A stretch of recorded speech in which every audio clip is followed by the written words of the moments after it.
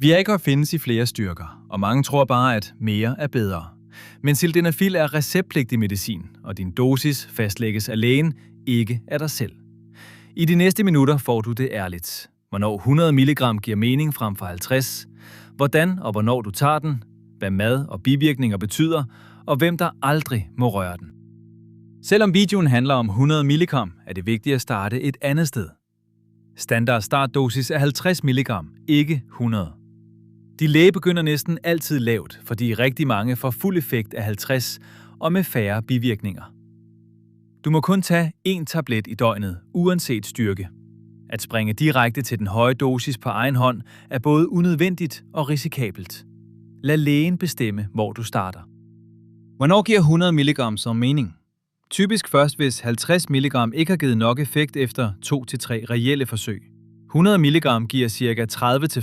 30-40% stærkere maksimal effekt, men også markant flere bivirkninger. Derfor er det en lægebeslutning, ikke noget du selv trapper op til. Kombiner aldrig 2 forskellige potensmidler uden lægens godkendelse. Optrapning uden en lægelig vurdering er en dårlig idé. Timing afgør, om den overhovedet virker. Tag tabletten ca. 30-90 minutter før sex. Den høje dosis virker typisk inden for 30-45 minutter, og effekten holder i 4-6 timer. Men her er en fælde. Et tungt, fedtet måltid får optagelsen af sildenafil til at falde dramatisk. Tag den derfor helst på tom mave. Og husk, den virker kun sammen med seksuel stimulation, ikke af sig selv. Jo højere dosis, jo flere bivirkninger. Og det er værd at kende tallene. Ved 50 mg får omkring 12% hovedpine. Ved 100 mg stiger det til 18.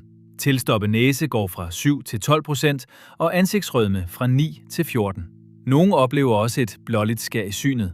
Det er som regel mildt og forbigående, men det er præcis derfor, lægen ikke giver den høje dosis uden grund. Det vigtigste til sidst, og det handler om liv. Tager du nitratmedicin, f.eks. nitroglycerin mod hjertekramper, må du aldrig kombinere det med sildenafil. Sammen kan de sænke blodtrykket livsfarligt. Har du alvorlig hjertesygdom, skal det altid vurderes af din læge først. Søg straks læge ved rejsning over 4 timer, pludseligt syns- eller høretab, brystsmerter eller besvimelse. Og husk, Viagra er receptpligtigt og skal ordineres af en læge. Så hvad er det vigtigste at tage med? Start på 50, ikke 100. Lad din læge bestemme dosis, tag den på tom mave i god tid før sex, og hold dig langt fra den, hvis du tager nitrat eller har hjerteproblemer. 100 mg er et værktøj, ikke en genvej.